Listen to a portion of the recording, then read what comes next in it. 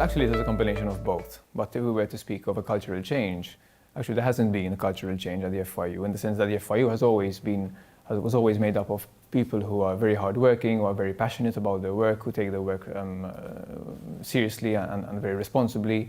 So from a cultural point of view, there hasn't been much of a change, but the FIAU has undergone a significant amount of change. The FIAU has metamorphosized over the past years. Culturally speaking, it has not really changed in the sense that it was always made up of a great team of people who are very passionate about their work.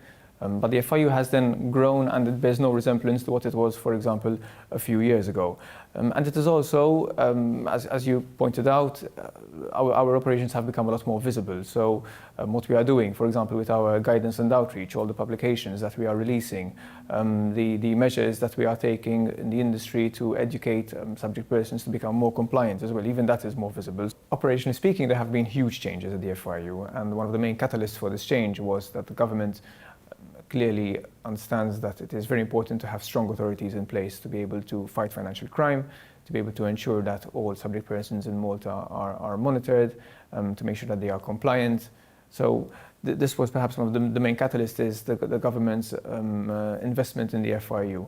So operationally speaking, we have had massive changes over the past years. We have not only increased our resources, but we have invested in our people, made sure that they get the adequate training that they need. We have invested in tools, in IT systems, we have strengthened our policies and procedures overall. Well, one of the main challenges is that we need to make sure that we are able to keep pace with the changes that are taking place in the country. Malta is a small country. It has its advantages. For example, it means we are within reach. It means it is very easy to spread the message. So we are there to also assist subject persons in understanding their obligations and how to implement them in practice. But when it comes to specific challenges, we must make sure that we keep up the momentum that has developed over these past years, so that we don't lose all the investment that has taken place over the past few years. Our standing has greatly improved.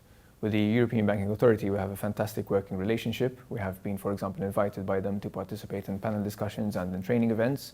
Following the recommendations issued by the European Banking Authority in 2018, the FIAU has implemented a considerable overhaul to make sure that we addressed all the recommendations by the EBA. Not only have we done so, but thanks to that process, we now have in place some of the best systems in the EU and beyond.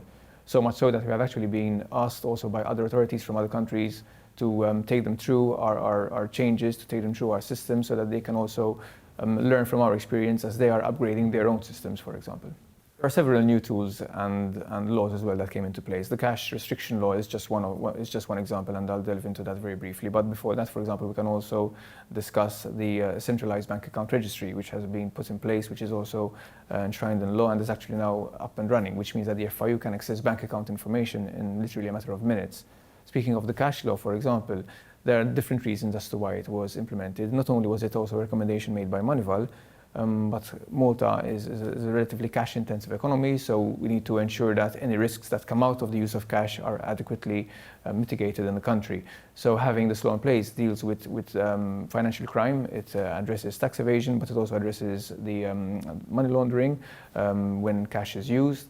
So once this law now is into place, this should have an impact on the use of cash in Malta, but obviously it needs to be enforced. So the first step was to actually put the law in place. Now the second step is to start enforcing the law in practice.